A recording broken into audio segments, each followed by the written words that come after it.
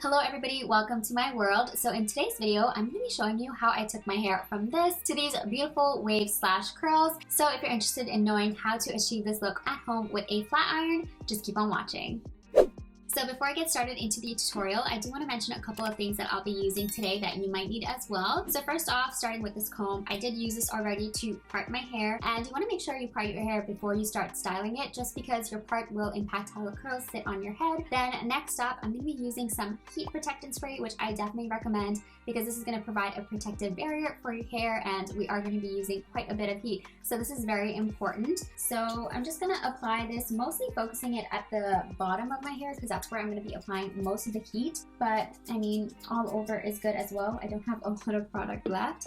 And then I also recommend having a brush with you. So I like to apply the heat protectant and then brush out my hair. Okay, so that is good. And the next thing that I recommend is having some of this Frizz Taming Serum. So this is by L'Oreal. And this is just going to help calm any like frizzies that you have in your hair. I personally like to apply it at the end, so I'm going to save that for later. And then another thing that I'll be using is some hairspray once I've finished curling my hair. This is the L'Oreal Paris Elnett Satin hairspray. You can use anything that you'd like just to help lock in the curls.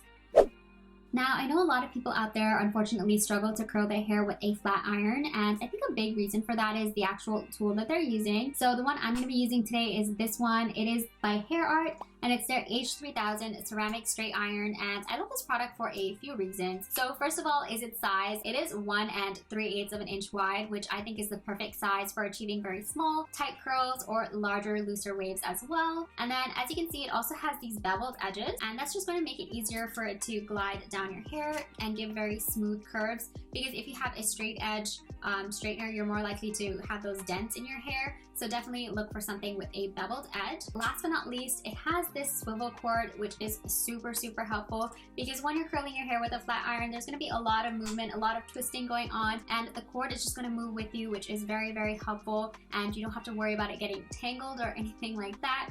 So those are kind of the things that you want to look for that's going to make it easier to curl your hair with a flat iron. And if you're in the market for a new straightener or a dual product for straightening and curling your hair, I definitely recommend this one. It is available on Amazon.ca for about $127 Canadian, and I checked Amazon.com and it's about $56 US I think right now. So I will link those below for you, but definitely check out this product or try to find something else similar that's going to help achieve these beautiful curls in your hair. Okay, so now I'm going to show you exactly how to use the straightener. However, I am going to demo it first with the straightener off because I don't want to burn my hair off, but I still want to be able to show you exactly what to do very slowly. And there are two methods that I'm going to show you. So first thing you want to do is part your hair however you'd like. And most people like to put the top half up and aside. You can definitely do that. I don't like to because it actually makes things more difficult for me when I have to take it down. So basically, I'm just going to start on my left side, and I always start at the bottom, of course. And you just want to grab a nice chunk of hair. And the best way I can describe it is when you flatten the hair, I guess it's about an inch wide. So that's how much hair you want to take. Depending on your hair, if it's thicker, maybe you want to take less. Maybe if it's easier to work with, you can take more. It really depends on what you're going for and what your hair is like. But once I've decided on the chunk of hair, I'm going to show you two methods. So the first method, you just take the flat iron, and I like to curl my hair away from my face for both sides. So for this side, I want to clamp the hair. And what you want to do is turn it 360 degrees, the straightener. So away from my face would be this way. So I've turned it once, 360 degrees. And what you want to do then is just, I like to hold the bottom piece of hair here so I can feed it through properly. And just pull down with your right hand. So I just like to pull. And honestly, that's pretty much it. That's going to leave a pretty decent curl. I do find with this method, the curl is a lot looser, and it was useful to me when I had a lot shorter hair, or when my hair was a lot shorter rather. But once my hair got longer, I found that method kind of useless to me, or not as effective. So that is the first method. You can try that, but the one that I like to use, again, same thing, just clamp your hair, do a 360 degree turn, and start pulling down. But as I'm doing this, I like to twist my right hand more and keep curling the straightener as I move down the hair. So I'm pulling down and I'm continuing to turn. I just find that, you're curling your hair a lot more when you're doing this, and it's a lot better for longer hair to do it this way. I know it's kind of hard to tell how effective each method is whilst the straightener is off, but I promise the second method is what I'm going to show you when it's on, and it works really well. And then for the right side, again, same thing. You're going to clamp the hair, turn 360 degrees. Well, it's really high up. And then pull down and continue to turn the hand with your straightener as you're moving down. I don't know what happened. Some hair went loose. But yeah, so it's pretty much the same thing on both sides.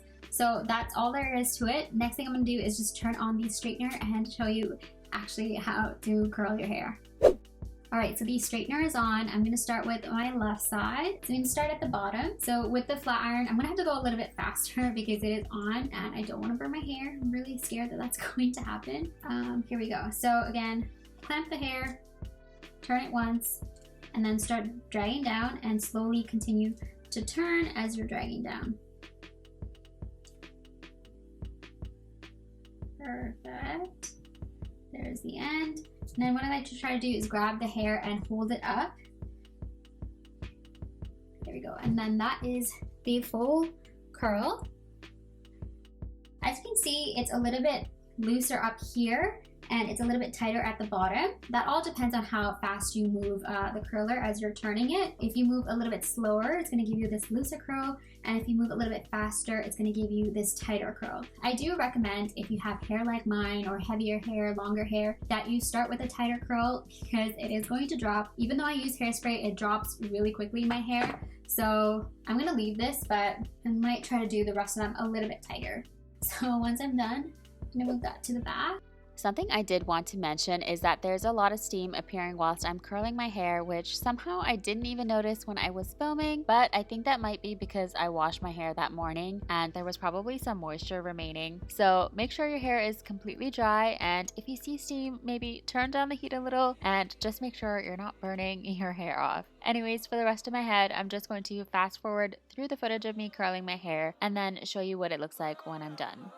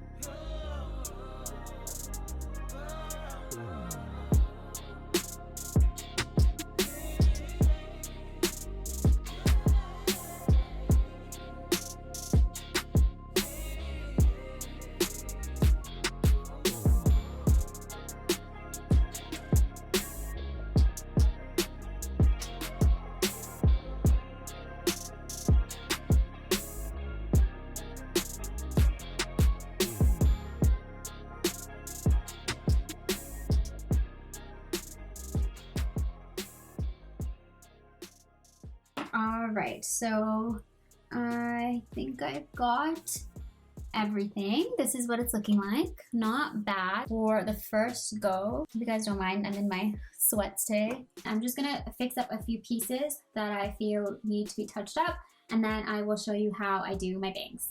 So just to elaborate, once I've done my entire head once, I can then see what everything looks like as a whole, and if there are any pieces that need to be improved, I can go back in and just touch it up. For instance, for some of the curls, I just wanted them to start a little higher, so I just wrapped the top part again and stopped moving the flat iron partway down my hair without doing the entire chunk of hair again. You can also just touch up the ends if needed, but some pieces sometimes just kind of need to be completely redone.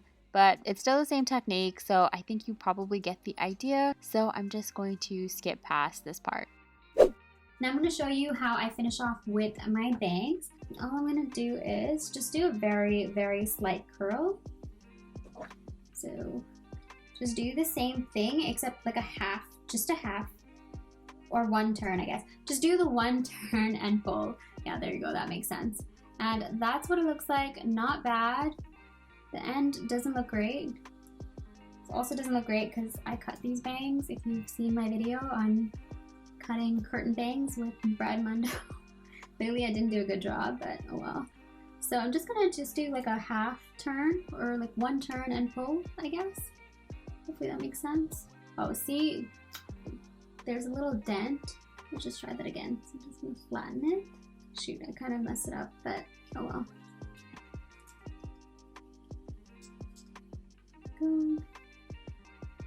And on this side looks pretty okay.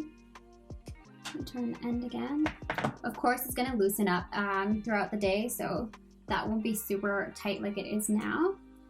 And what I want to do now is add some hairspray and kind of loosen up the curls, because as you can see they've all like banded together, which we don't want. So what I like to do is to apply hairspray, I like to flip my hair upside down, shake out the hair a little bit, and then apply hairspray so it's not super stuck together.